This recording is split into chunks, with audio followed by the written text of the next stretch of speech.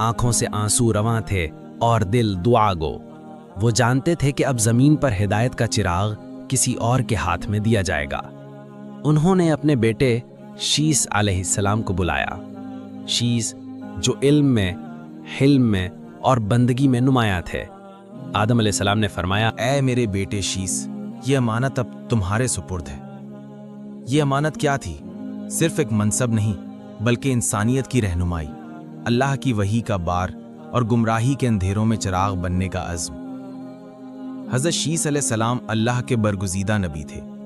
ان کا نام شیس کا مطلب ہے اللہ کی عطا، کیونکہ وہ حضرت حابیل کی شہادت کے بعد اللہ کے خاص فضل سے عطا کیے گئے تھے۔